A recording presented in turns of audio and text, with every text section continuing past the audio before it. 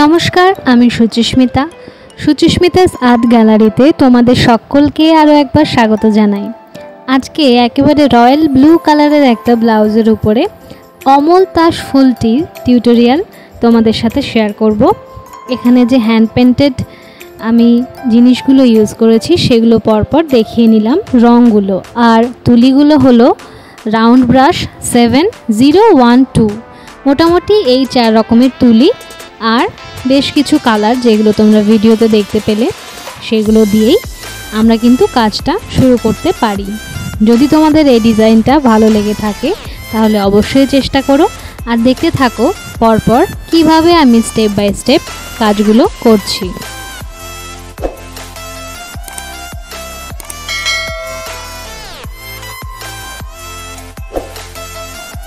যেহেতু টিউটোরিয়ালে আমি সবসময় কিছু না কিছু টিপস শেয়ার করে থাকি, তাই আজকে বলবো যে তোমাদের আইডিয়া তোমরা কিভাবে পেতে পারো বা নতুন নতুন আইডিয়া নিজেরা ক্রিয়েট করার চেষ্টা করো। নেচার থেকে ইন্সপায়ার হও। নেচারে বিভিন্ন রকমের ফুল তোমরা পাবে। ফুলের কথাই কেন বললাম না, ফুলগুলো সাধারণত খুব সহজ হয়। একটা সিম্পল নয়নতারা বা আমাদের চারপাশে যে টগর ফুল, এগুলোই চেষ্টা করো না যে কোনো ব্লাউজের উপরে বা যে কোনো কাপড়ের উপরে করার জন্য।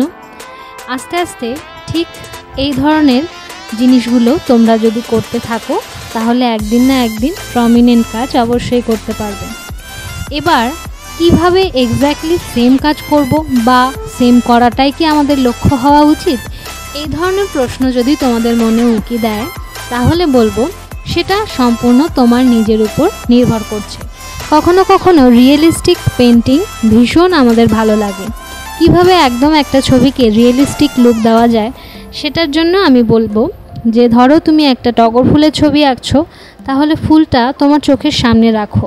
তারপর যে মিডিয়া বা যে মাধ্যমে তুমি করতে চাইছো সেই মিডিয়া এবং মাধ্যমটাকে কিভাবে প্র্যাকটিস করলে আরও প্রমিনেন্ট হবে সেই সম্বন্ধেও কিছু টিউটোরিয়াল তুমি আগে ভালো করে দেখে নাও। তারপর ফুলটাকে এক্স্যাক্টলি অরিজিনালের মতো শেডিং এবং কালার কম্বিনেশনগুলো ম্যাচিং রেখে করার চেষ্টা করো। আর যদি রিয়েলিস্টিক লুক না চাও তাহলে তোমার নিজের মতো করে নিচে করো। শুধু চারপাশটা যেন সুন্দর হয়, চোখে যেন পুরো ব্যাপারটা ভীষণ রকম ফুটে ওঠে, এইটুকুই মাথায় রাখবে। তাহলেই দেখবে তোমার নিজের মনের ইচ্ছাগুলো আস্তে আস্তে তুমি রং তুলি দিয়ে ফুটিয়ে তুলতে পারছো।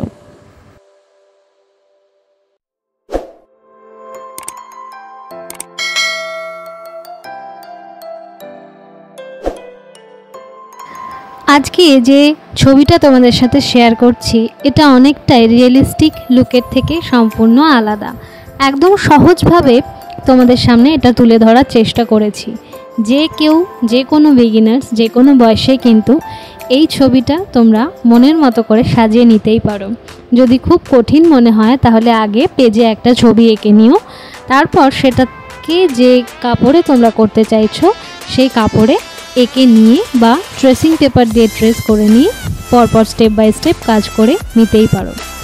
এবার বলি আজকে একেবারে প্রথম যারা আমার চ্যানেলটি দেখছো তাদের জন্য কিছু কথা। এই চ্যানেলে হ্যান্ড পেন্টেড টিউটোরিয়ালের বেশ কিছু ভিডিও তোমরা পাবে। বিশেষত ফেব্রিকের ওপর কাজ করি, ব্লাউজের ওপরে বিভিন্ন রকমের ডিজাইন আমি শেয়ার করে থাকি। তাছাড়া বেডশিট, বেড কাভার, পাঞ্জাবি, কুর্তি, বাচ্চাদের জামা, এই ধরনের জিনিসের ওপরও কিন্তু কাজ শেয়ার করে থাকি। কিভাবে তোমরা স্টেপ বাই স্টেপ একদম বিগিনার্স লেভেল থেকে হ্যান্ড পেন্টেড কাজ করতে পারবে তার টিউটোরিয়াল দেওয়ারই চেষ্টা করি। তাছাড়া আছে একদম ছোট্ট বাচ্চা বা ছবি আঁকার ক্ষেত্রে যারা বিগিনার্স তাদের জন্য step by step tutorial video. তোমরা খুব সহজেই সে সকল ভিডিও বা সে সমস্ত ভিডিও খুঁজে পাবে আমার ইউটিউব চ্যানেলে প্লেলিস্টে গেলেই। আলাদা আলাদা করে ভাগ করে বুঝিয়ে দেওয়ার চেষ্টাও করেছি। তো যদি আজকের ভিডিওটা তোমাদের ভালো লেগে থাকে তাহলে অবশ্যই আমার চ্যানেলটি ভিজিট করো এবং সাবস্ক্রাইব করে আমার পাশে থেকো। তাহলে পরবর্তী ভিডিওগুলো তোমাদের কাছে চলে যাবে যদি পাশে থাকা বেল আইকনটি তোমরা ক্লিক করে রাখো।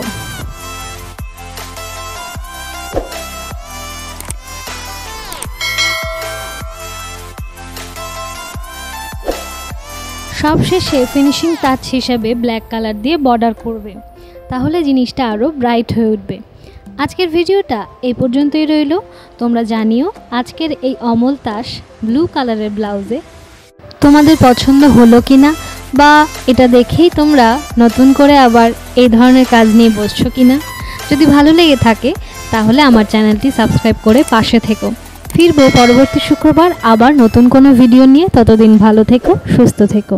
টাটা।